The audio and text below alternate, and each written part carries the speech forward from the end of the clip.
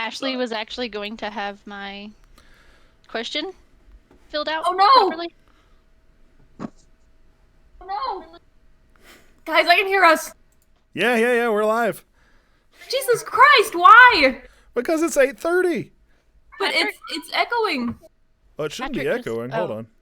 No, wait, is it just because I can hear you in this? Us. It's not echoing. It's not echoing. You had me concerned for a second, but no, I've checked. I've learned that lesson a couple of times now. That when you have your audio up in the background because you're watching your own stream, that sometimes it plays through. Anyways, let's get started. Let's see. D&D history. The D&D magic system in which wizards memorize spells that are used up once cast and must be rememorized the next day was heavily influenced by the Dying Earth stories and novels of Jack Vance. In fact, the most terrifying wizard turned lich in D&D lore, the Whispered One himself, Vecna, is an anagram. Vecna is an anagram of Vance. Ashley, do you have some sort of deep-seated hatred for Vecna for some reason? Maybe a long-lost friend? He had to go to school to get magic. He had to learn to read to get magic. Are you channeling some old-school Mindy right now? Is that what's happening? Yes, I did not get enough time with Mindy. No, it's very true. It is very None true. of us did. All right. Well, welcome. I am Justin, and you're listening to Dungeon Chat, our very own Into the Dungeon bi-weekly podcast where we discuss the most recent live stream, interview our players and DMs, and discuss the occasional tabletop role-playing game news. Please take a moment to give us a follow and a like on whichever platform you're watching us on, which in this case is probably Twitch. But if you're catching us on YouTube, which this will be up on, or via podcast, you can like us and follow us there. And all of our important links to our various platforms can be found in the show notes. And where can those be found, Justin? The show notes are attached to every podcast, Twitch, YouTube video that we post. They're all there. Cool. Let's see here. So we do have a couple of announcements. Actually, we have 3 announcements. Oh, this is the first Dungeon Chat of 2020. So for the 5 of you that are here, thank you so very much for being a part of it. The other big announcement is that we Damn are... it. What? We should have called this episode Hindsight is 2020. No, we shouldn't have. Yes. That's the next one. That'll be the next one where we talk about how we got the name wrong for the first one. It'll be very meta and very awful. The next bit of news that is fantastic. Hey, WoodElf556, thanks for being here. We appreciate it. The next bit of news that we're really excited about, because we as a team have worked super hard to achieve this, we are now, as of yesterday, Twitch affiliates. This means that if you so choose, you can directly support the growth of our channel by subscribing. Currently, this means you can watch our Twitch content with no ads. In the very near future, we'll have some loyalty badges and emotes available. Also talking a little bit about some other possible perks, but we don't want to take anything on that we can't accomplish just yet. We're trying to keep it small and take it like one step at a time. And then finally, the next Azkhazir game, which is our main game featuring all 7 of our cast members and me as your Dungeon Master, is on January 26th, and that will be live here on Twitch at 12 p.m. Eastern Standard Time. We typically run for about 6 hours plus a break in the middle and hope to see you all there. Let's see here. So, in this episode, we are joined by Patrick McCannon, Ashley Hedges, and for the first time, Whitley Taylor. All 3 of them are players from our main game. Everybody say hi at the exact same time. Hi, everybody, at the exact same time. Patrick, you're the only one that got it. Patrick's the only one that did it. You get an inspiration for Sandro Duran next game. Excellent. Thank you for playing along with my stupid game. But, Whitley, it's your first time on a Dungeon Chat. This makes, I think... Sure is. That's awesome. Yeah, I think after this, only Greg is the only person that hasn't done a Dungeon Chat. But let's not talk about him. Let's talk about Ew. you. So Yeah. introduce everybody to your character from the Azkhazir game. Tell us your name, your race, your class, and then my favorite thing about this race, describe its minutia in some detail for us. Okay. So, my character is Hecate, and I am a tiefling death monk, specifically death monk. I grew up in an orphanage, or as an orphan at a monastery called Black Sabbath. They took me in, they found me, and so I don't really have a home. Um, and I grew up around a lot of misfits because the monastery was very willing to take in people that didn't really have a home. I wouldn't say like orphans in particular, but just kind of anyone, everyone, and anyone was welcome to this. And so I am now like 18 years old and branching out on my own to possibly find out more about my character and maybe my past, like who my parents are and such. Hey, Outstanding. Justin. Yeah. Hey, Ashley. Sorry, what's the legal drinking age in Azkhazir? What kind of did Patrick lean over and ask you that complicated Jeez. question? No! I'm just saying these are important facts. I'm 18. The Yeah, legal, I know! Jeez. listen, guy. listen. I'm a tiefling. Do you really think someone's gonna deny me a So speaking of which, let's be so honest. one of my favorite things about tieflings is how customizable they are. Do you have a tail? Do you have horns? Are they curly? Are they small? Are they? Tell us about the things that make your tiefling more tiefling-like. Okay, How so horny are you? oh boy, I just had some tequila. So So very then. so yeah, so I'm about 5, if I think 5'5" is what I put down as my character, and so my horns are about a foot long. I imagine them to be like gazelle horns, particularly, so they're pretty tall and a little bit curly, but not too much. And that makes me, of course, look like a foot taller than what I am as well, which can be intimidating. But I have like pale blue skin and long black hair, and I just look fairly intimidating-ish, and I try to kind of play off that. I don't want to appear my age. I use that as a way to influence people so they don't think I'm young and naive. Gotcha. Okay. And so, Or yeah. jumping into some of our questions a bit early, Whitley, you're pretty new to tabletop RPGs and D&D. You've stuck around for this long. You've purchased a player's handbook.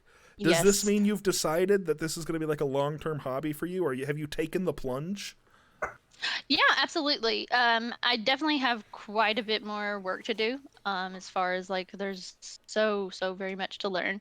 But no, this is definitely something that I've wanted to do. I tried to play a game a few years back, and I think I've stated to everyone it just kind of crashed and burned. Not everyone was committed. So now that I found people that are very committed as much as I am, I'm more than ready to continue this on as a hobby, probably forever.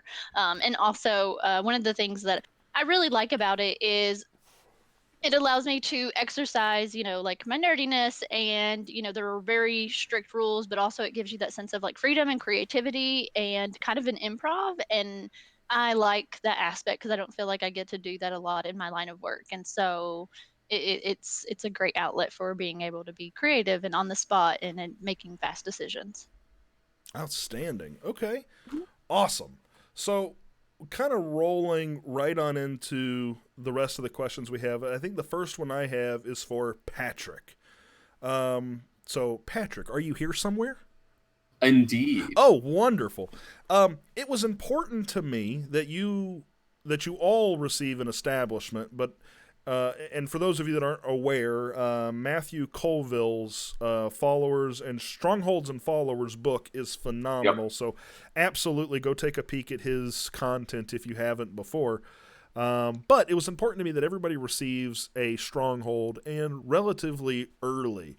But I wanted it to happen in a way that made sense. How do you feel about that reveal? Are you excited about it? And how do you think you will use it? Well, Sandro is definitely a man with plans. He's got plenty of plans, and this is kind of an asset. Really, I would say the first asset that he's been able to get his hands on that he will be able to utilize and hopefully advance some of these other plans of his. It was very interesting to me that none of the other characters wanted to technically be part owners of the building. The group actually left the entire estate to be deeded to Sandro solely. So that was interesting. But yeah, Strongholds and Followers definitely opens up all kinds of new things to do with a character. And as a rogue who maybe hasn't really come into his own in this highly capable and efficient party that he finds himself in, this might be the way he does that. This might be the venue to really Sandro Duran, real estate magnate, set himself apart. Absolutely.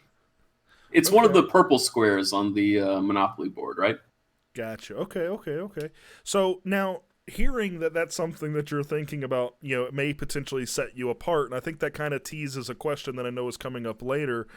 But would it bother you to find out that I have many other establishment-type items throughout the world for other people to have? Do you feel like that would steal from your thunder as being that establishment owner?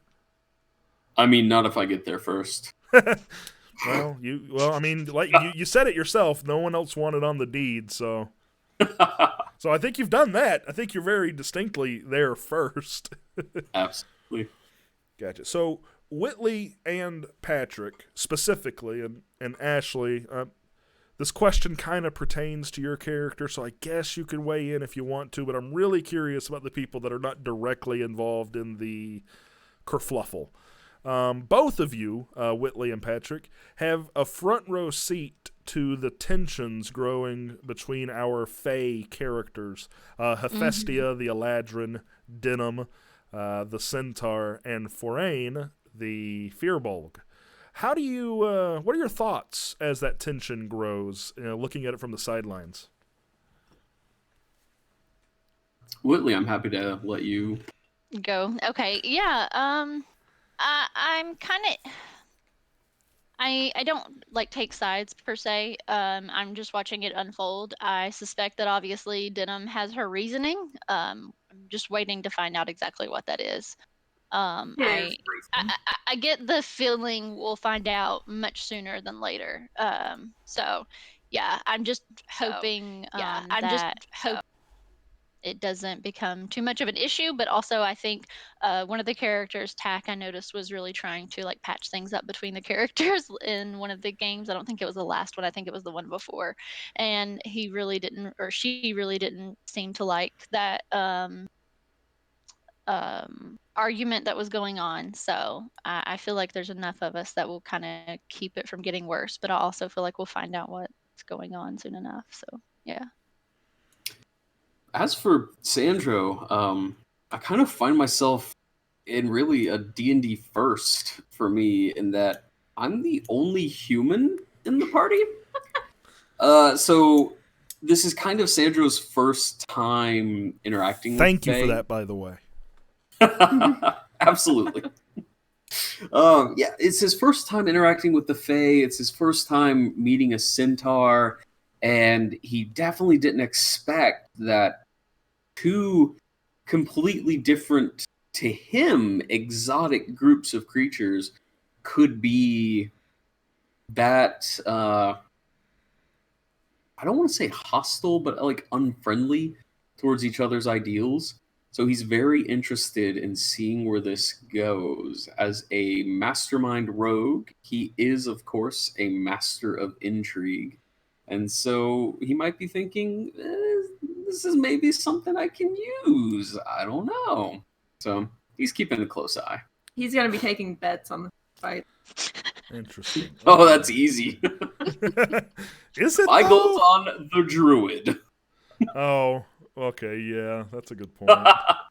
That's a really good point. Okay, Ashley, I feel like we kind of put you on the spot there. Do you have any words to defend Denham's position on that?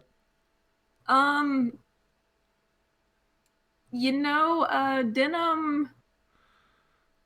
The Centaurs have a very terrible history with the rest of the Fae. So yeah, Denim doesn't trust him so much, just outright. Farain has kind of, never done anything really to make Denim uncomfortable.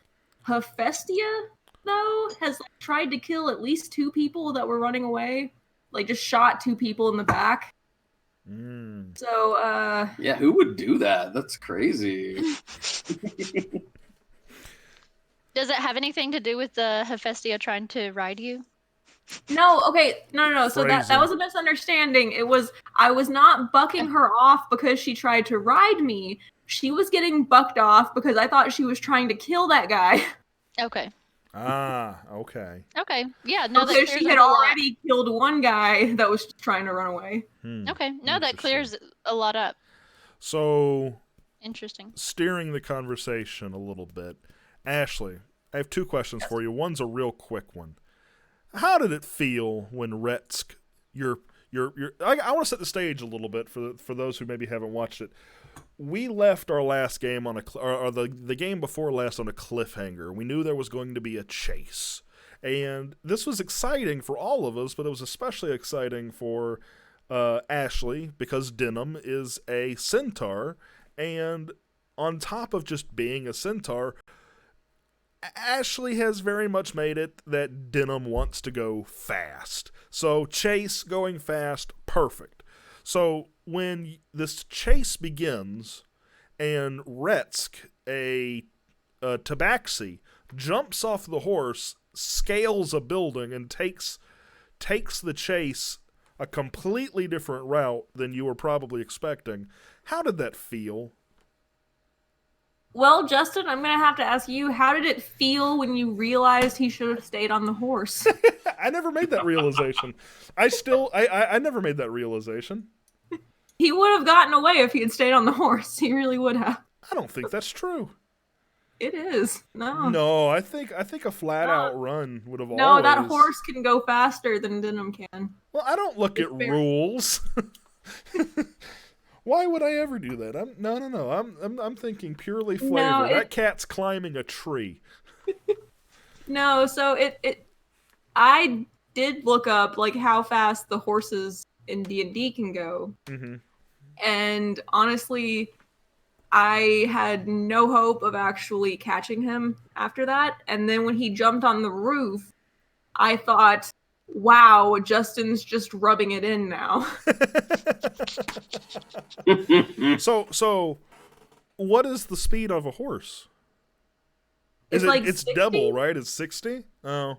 Yeah, I guess you're right. But Denim was at 40? Yeah. That to me didn't seem like fun, and it didn't seem very flavorful. I had always wanted, if Retz got cornered, I wanted it to be an alley cat trying to get through the dark and seedy alleys of Crossroads. That was what I wanted to do. And I think that was in flavor for a tabaxi cut purse. Is that right? Yeah. Cut purse? That's a thing, right? Yeah, I'm sure he's also a throat. Okay. So longer question for you then. I feel like there is a whole bunch of story potential in the tension between the Fae character, the characters with Fae heritage. Does that story potential excite you as a player, or as a player, do you feel like it's a distraction from Denim's goal of wanting to see the world on her runabout? His runabout. I realized it. Oh, I'm so sorry. His runabout. No, I think it's gonna be fun. But I think it is going to be fun. I think the tension's going to be interesting to see how we resolve that and how we all come to an understanding about how we traveling with each other and working with each other. Don't necessarily agree on politics. It's not where I want this conversation to go at all. But it's I think it's going to be really fun whenever we have to go to the Feywild, and Denim is just very fucking uncomfortable. Because Interesting. his but I don't think it's honestly I'm surprised by the fact that Farain seems to be the most offended by the jabs at Titania. But then again, Hephaestus gathering, poison teeth. So Well, we'll see what happens, I suppose. Ashley, I think this is going to segue nicely right into some of your questions. Why don't you go ahead and take it away? oh geez. What is that segueing into? You asking your questions. Oh, your audio went out. Yeah. Oh, my audio cut out? I'm so sorry. Just for a second, yeah. Ashley, I was going to say that segues nicely into your questions. Okay, yeah. So Patrick, we have a barbarian that can jump onto and between roofs, a monk with shady contacts, and a wizard that can't really show their face in public very much. So how do you plan to set your rogue apart when all of the best rogue traits have already been taken? Ouch. Well, I guess I'll just have to rely upon deception. So Patrick, when I think of a mastermind, the thought that comes to my head is Moriarty. He's literally got a cat on his lap, right? Oh gosh. So I actually think I disagree with Ashley on this. I think a lot of Rogue's best traits are taken, but I think you have a lot you could do here. Oh yeah. I mean, nothing is needed to be unlocked recently, but It's true. certainly the ability to deceive and get one's way through conversational means. I think Sandra's got that on. Okay. Do you think that you will end up being the face of the party in the way that a bard usually is? Oh, absolutely. He's always been a man who uses his words. Not only that, he's the only normal-looking one of any of us. Normal. Just throwing that out there. I applauded the fact that you're the only human in the party, but I've got to say it. I absolutely love how diverse our party is. One human, one centaur, one firbolg, one eladrin, one snake man, one I guess that's Yuan T pureblood, and he opted very recently to we went ahead and solidified it that he is not bipedal, he is slithering on a thick boy tail. Who am I missing? I'm missing somebody, aren't I? Did you mention Tack. the tiefling and the kobold? Tack, the kobold, and our tiefling. I love it. I love how diverse it is. Thank you, Harrison2142. That's absolutely right. I did miss the kobold. Okay, sorry. I took over. My apologies. Yeah, no, that's fine. This is your show. That's our show. Our show. Speaking of the show, Whitley, during the show, in the Battle of Crossroads, you were taking a lot of hits, and I think they even managed to knock you down to your knees at one point, or prone maybe. Were you worried at all during that? Because if I remember correctly, not one of us tried to come to your aid. And in retrospect, I feel really bad about that, but there was a lot going on. No, it's totally fine. Yes, I was scared, shitless, to be honest. I thought I was gonna die, and I was like, wow, okay, bye, Hecate. I was saying my blessings. But we made it. So yeah. Next time I'll be more careful. And maybe prepare some more long distance use of my weapons, because I don't think I did that in that particular scenario.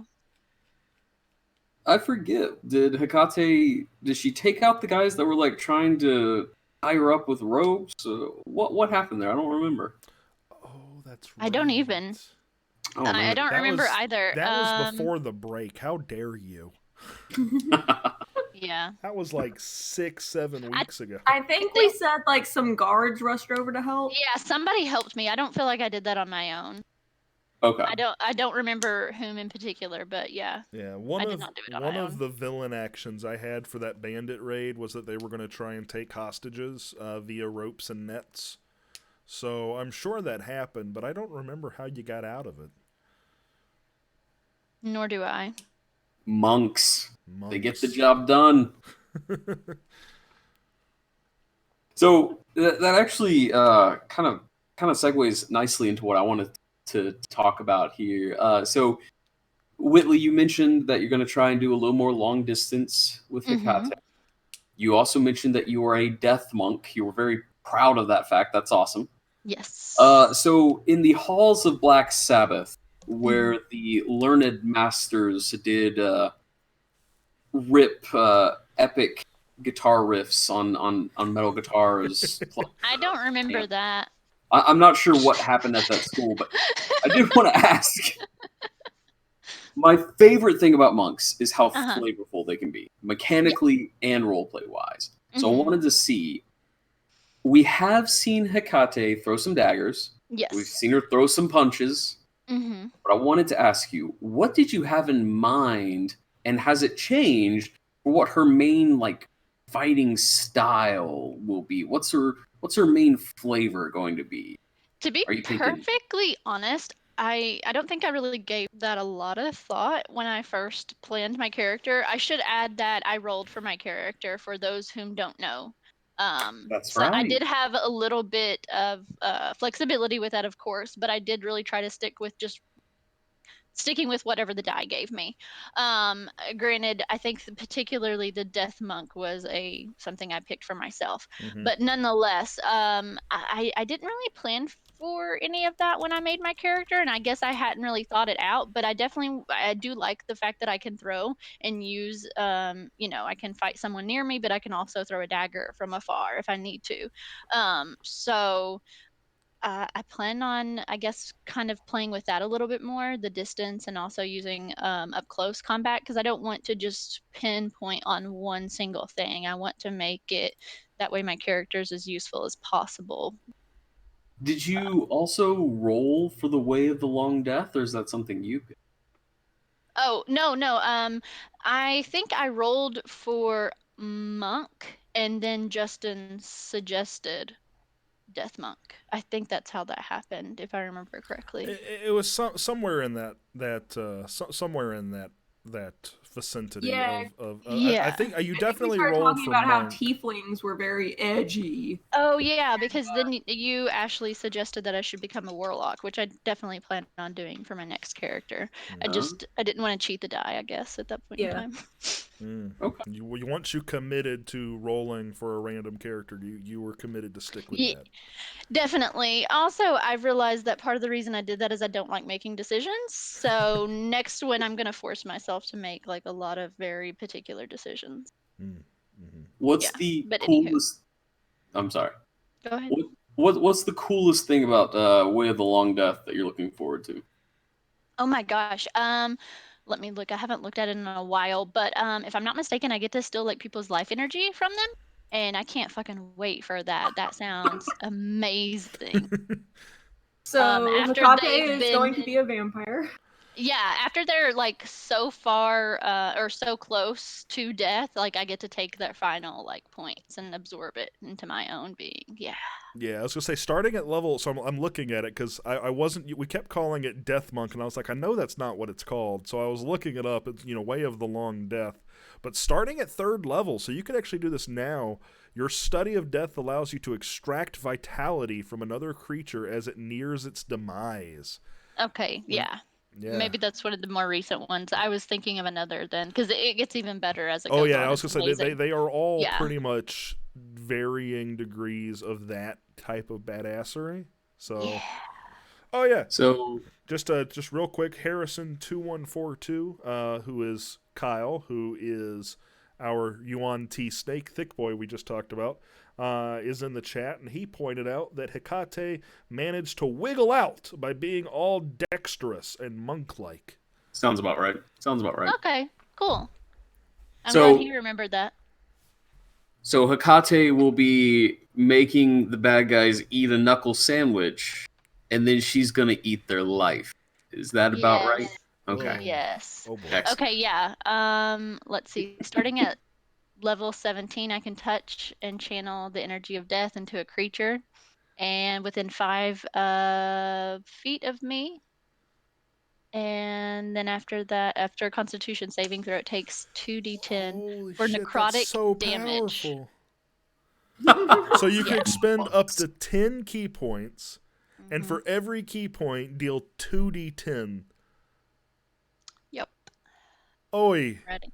Oi. I'm ready. That's Gang. level 17, so we've got a minute for that. But yeah. Monk gang. Oi. Oi. Well, that's going to be great to see. I'm very excited to see that. Well, I'm curious. At 17th level, you have 17 key points. So you could do all 10 of them, but then also still pay for like your extra hits and Yep. all your other stuff. Oh, delightful. Mhm. What do you get at level 20? Oh, I don't get any. Well, as far Monk. as for the long Way of the Long Death, I don't get anything. Oh. Monk at level I have 20 gets Perfect Self. At 20th level, when you roll for initiative and have no key points remaining, you gain 4 key points. Okay. Very nice. All right, Ashley. Fae politics. I think we need to get the final word in and let you be the one to say the final word before, of course, Sunday, when we might find out more incredibly interesting Fae political discussions. But are you worried that people might not be seeing the depth of Denham's character? You think you'll try and flesh out his personality more, maybe do some things on the side to make people say, oh, okay, this is who Denham is, so that this potential disagreement of Fae politics doesn't come to define him? Look, Denham has, I think, had a very defined personality of what are the best restaurants in this town, you know, How fast can I go? how fast can I go? You know, I don't think this is going to define him at all. I do think that having this disagreement helps to flesh him out because I think it helps point out flaws that all these characters. Denham, you know, the centaurs, they really don't like Fae that come from the Feywild. They don't like the Fae courts at all. You know, Hephaestia just straight up tries to murder people sometimes. You know, Sandro. Murder. I'm Who sure. does that? I'm sure Sandro has never lied to us, ever. But can That's you what you're sure of. imagine? Yeah, like imagine if we all found out that he was just straight up lying to us from day one. That would be fucking terrible. But Hephaestia, though. Just like has tried to straight up murder 2 people. Yeah, that's terrible. Let's focus on that. Yeah, so is anyone worried that trying to like straight up murder people might come to define her character? Well, we'll get her on the next dungeon chat, I'm sure, and be able to get her side of the story, right, Justin? Oh, I'm trying. I'm hoping to get Greg, and if I get Greg, I'll probably get Megan. So we will see. Absolutely. We will see. Greg has eluded us for now. All right, Whitley, it's your turn to ask your questions. What do you got for us? Oh yeah. Okay, so this is for both Patrick and Ashley. As a newbie to D&D, and Justin as well, if you'd like to give me any advice, what sort of advice would you give me as being a newbie? Yeah. I can take this one first. So 20-page spreadsheet. He will teach you how to make them, and Yes. then everyone else will teach you how to not use them. look, the pivot table is what allows you to understand exactly what your character can do. Oh, No. See, the key piece of advice I can give you, right, is I know our GM.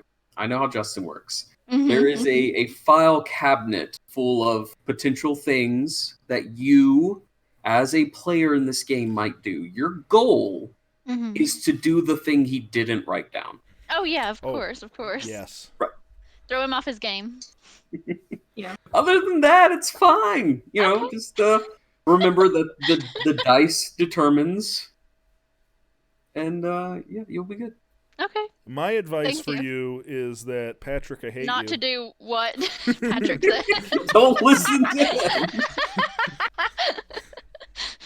No, Ashley, do you have... So, Ashley, you're...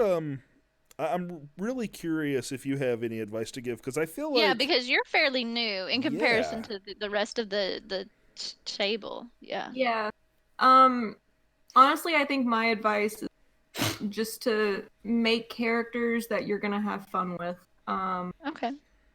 Because my first character I did not have any fun with. It was a terrible time. But since then, you know, I've had Mindy, I've had Casey.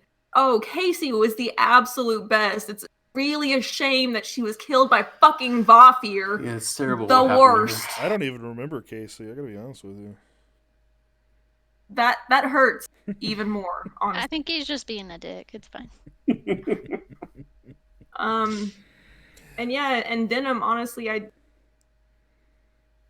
just play with characters that, you know, you have fun with, something that, you know, you're gonna have fun with, not something that where it feels like you're just having to slog through all your character's shit. Mm-hmm. Okay. And I'm gonna piggyback Oh. off of that, if I may. If you ever find that you are not having fun with your character, don't feel like you have to slog through anything. Oh, yeah. Send me an instant message, text me, call me, and say, hey, I am not having a good time. And we can either figure out a way to park your character somewhere. You know, if you want to do something crazy with your character, and we'll just see what comes of it. There are a few different things that we can do to move you and transition you into something that you think you might have more fun with. Because at the end of the day, when we're spending 6 hours plus at a table playing, you should be having fun. And that would be my advice, is have fun. Okay. No, absolutely. I think honestly it just has taken a while for me to get used to this new group of people in general, playing D&D or not. And then also like just knowing that Ashley started a year ago is honestly inspiring, because if I had not known that, I would have never guessed. I would have thought she's been playing for years, because like, yeah, the way that you play in general is just amazing. Like, you're so quick-witted. Aww. Well, You're no, gonna but make me cry. I've had like 2 glasses of wine.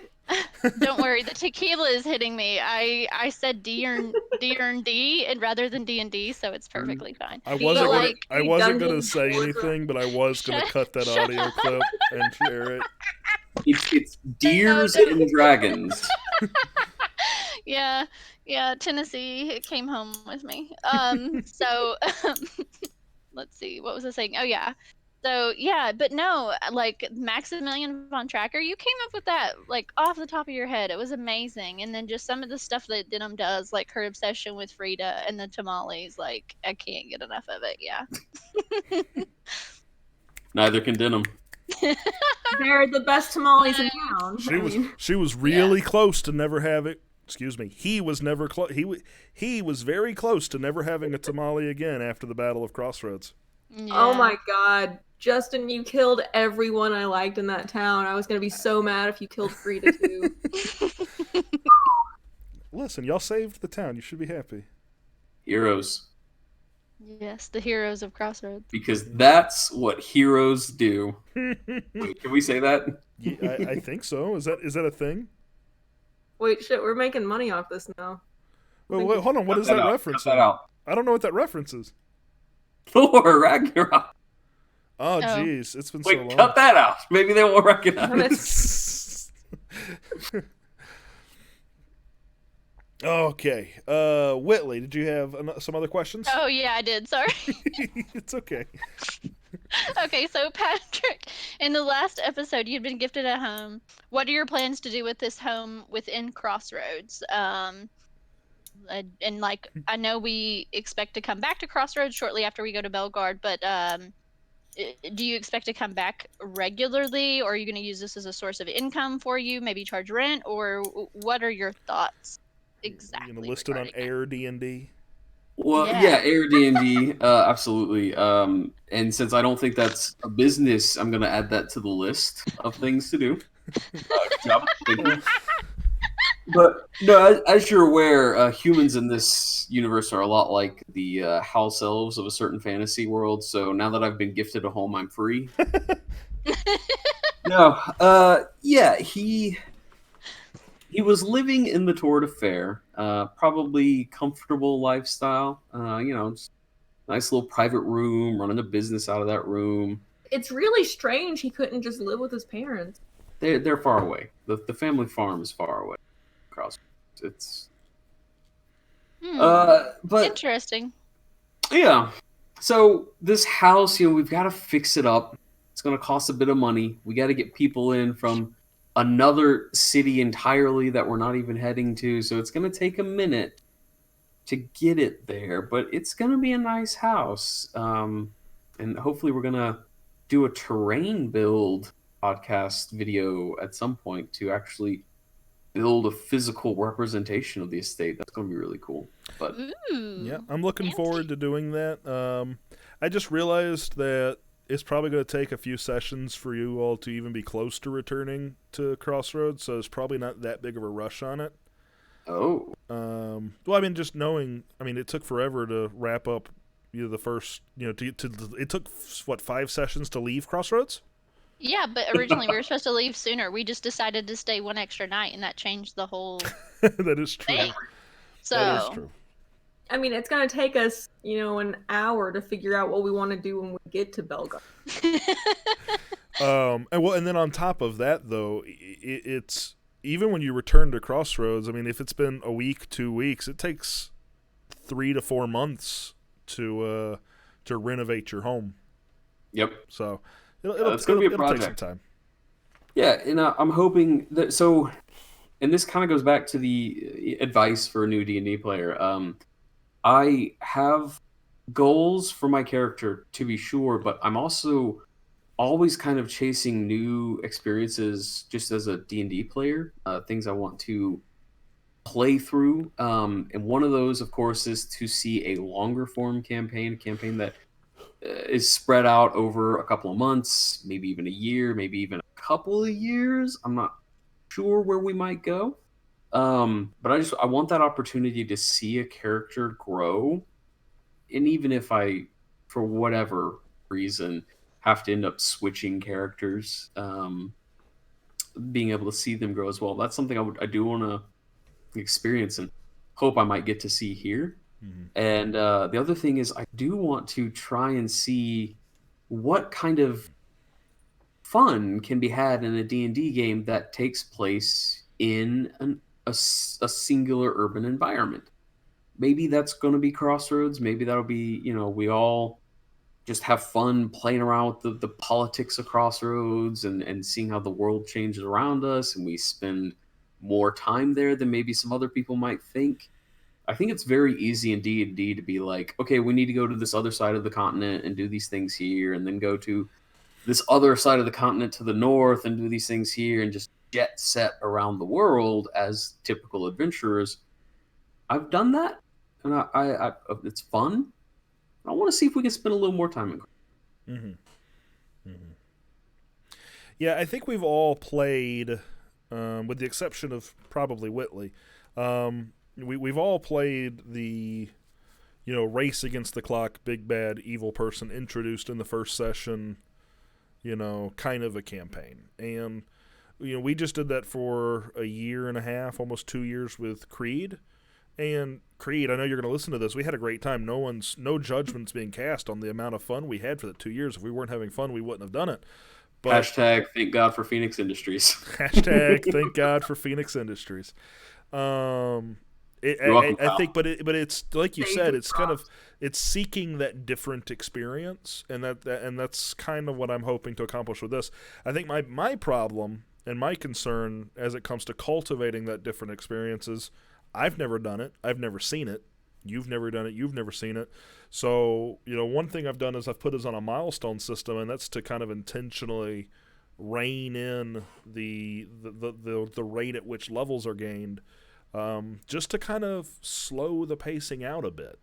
But I don't know that that'll translate into fun. I don't know if that'll translate to frustration as players get excited to get their level 17 and level 20 bonuses. So it'll be there'll be some fine tuning on my part to try and make sure we balance that. And Creed had mentioned, was it Creed? I think it was Creed had talked about doing a campaign where each of us made 3 different characters. Yep. Yeah. Absolutely. And I think that is something that I may talk to him about trying to incorporate in some way into this campaign, as long as he doesn't feel like it's treading on his on where he wants to go with his next campaign. But I feel like that gives a nice way of slowing things down, but at the same time not necessarily. Maybe everybody makes a level 10 and everybody makes a wow. Who's tripping over words? And maybe everybody makes a 15, something like that, just to give a little bit of space. But I don't think that would really interfere with his plans, because he was trying to do it as a survival campaign, right? I think so, but I'm really not sure. I want to chat with him and see what it is he's hoping to accomplish. But we're not going to do the survival campaign anymore because we won. We won. Nerd. All right, but Nerd. Whitley, I think you have one more question. Yes, I do. Okay, so Ashley, were you satisfied with how the capture of risk went about, or is there anything that you would have done differently? Because I know that was a pretty intense situation. Yeah, so I think the biggest issue during that whole capture was that D&D Beyond was down and could not access my character sheet. Mm-hmm. And so I was stressed out by the fact that, now he's on the roof. And also, what can I do? My character sheet isn't coming up. I can't see any of my shit. So, I think anything I should have done differently, I should absolutely have a physical paper copy of my character sheet in front of me, just as a that ever happens. Yeah. But you can do that in D&D? You have paper character sheets? Shut up. Yeah.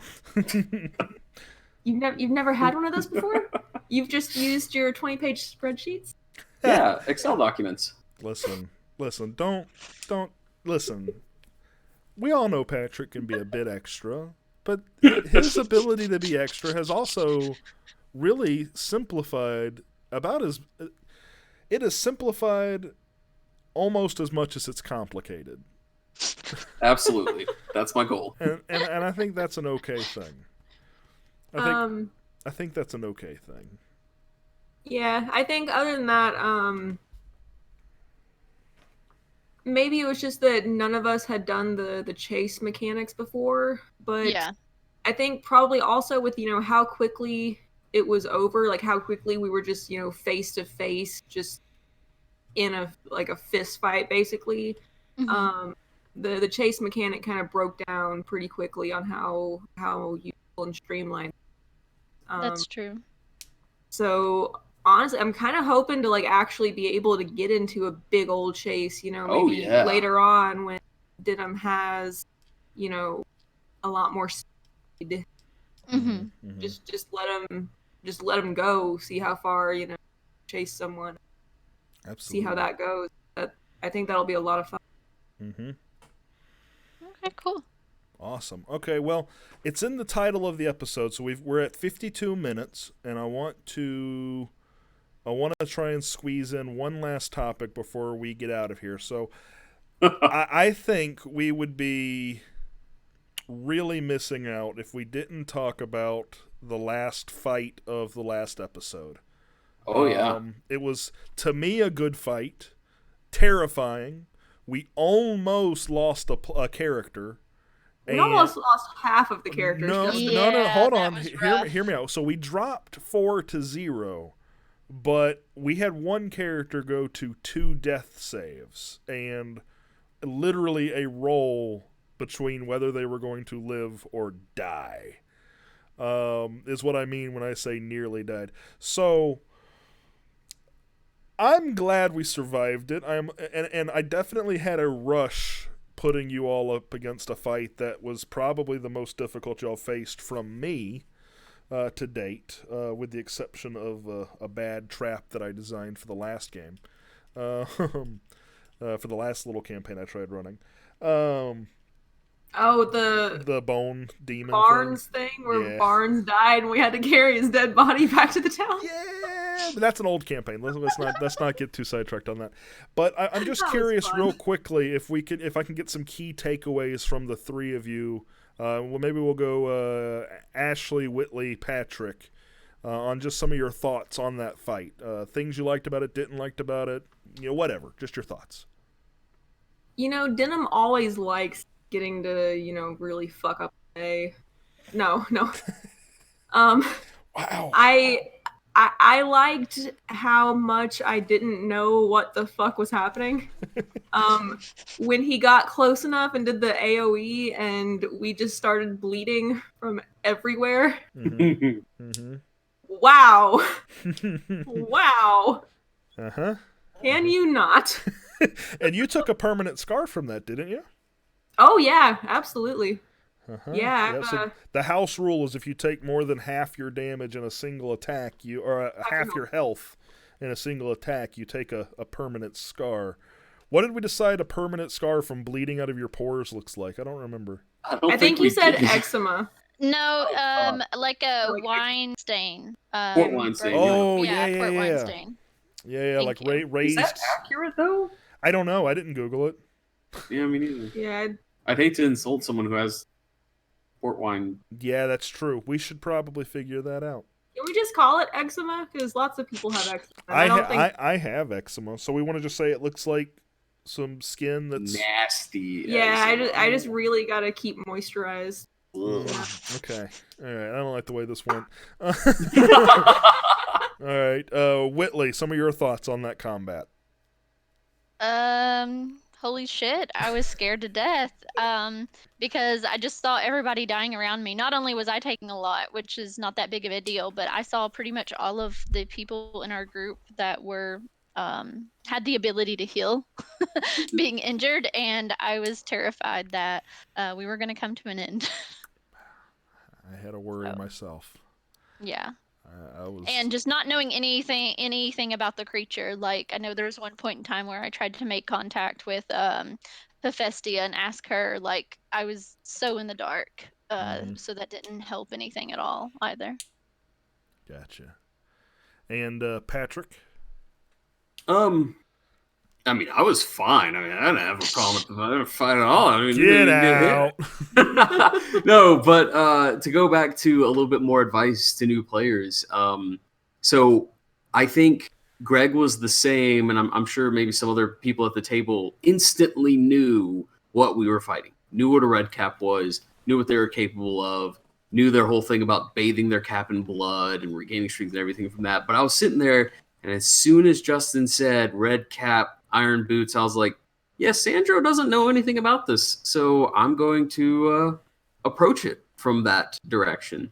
So even if something happens in D&D that you, the player, don't know what this is, you don't know what this creature is, you don't know what the crap's about, you don't know what's going on here, just think to yourself, does my character know? And if your character wouldn't necessarily know about that thing, just discover it at the same time your character discovers it. And in this case, Sandro had no reason to figure anything out about the creature. He was just like, oh, crap, everyone's dying. I need to hit it.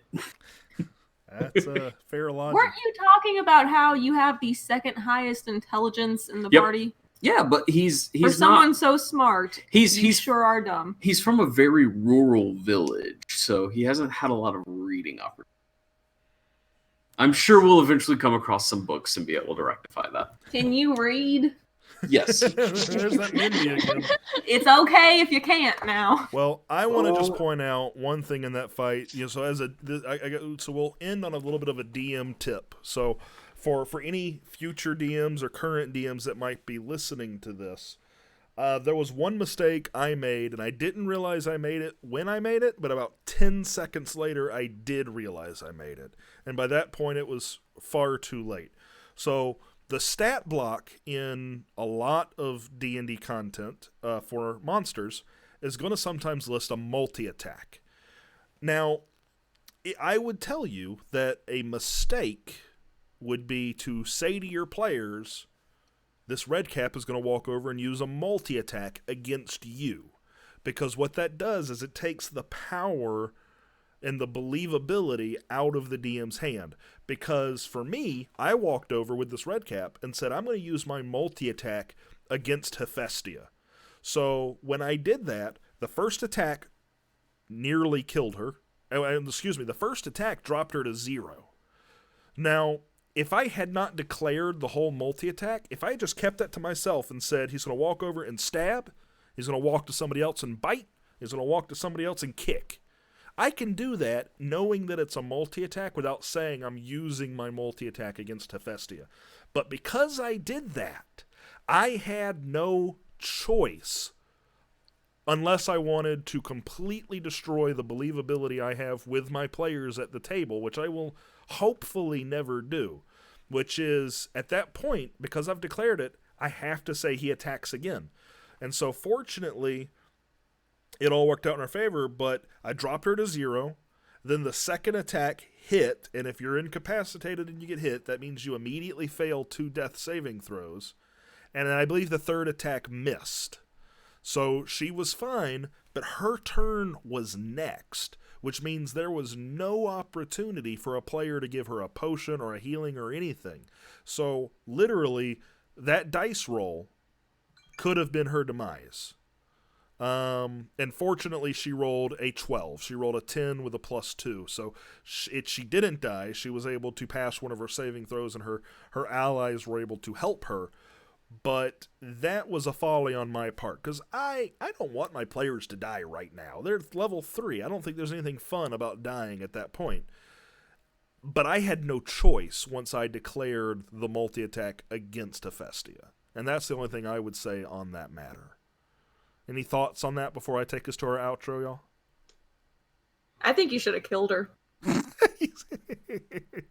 that might be a little Fey hatred there.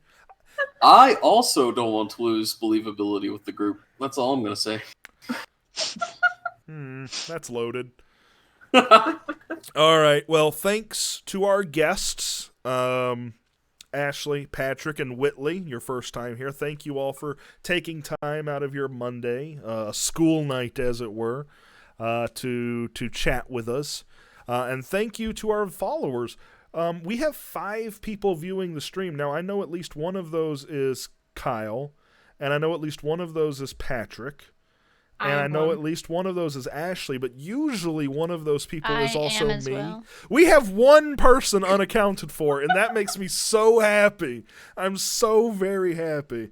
And if that one person ends up being Creed, I'll be sad, but also happy because I like Creed.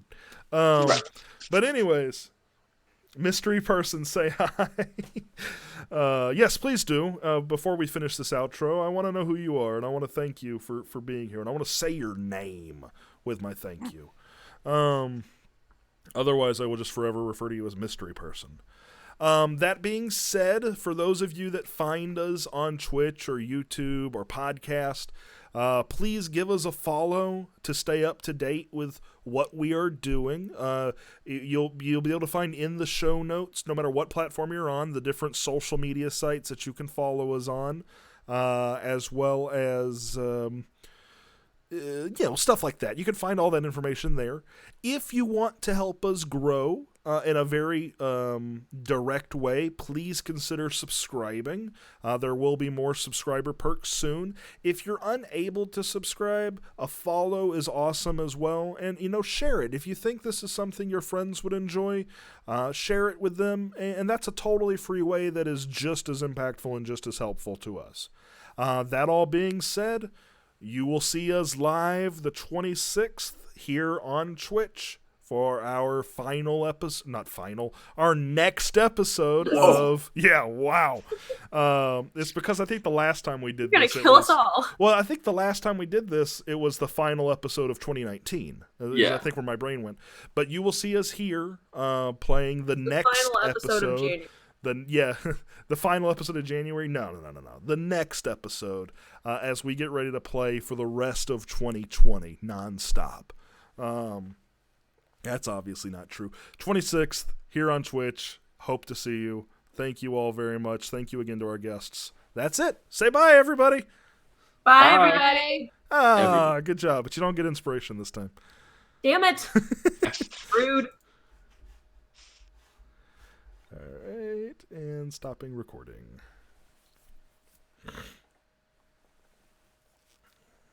Pretty sure you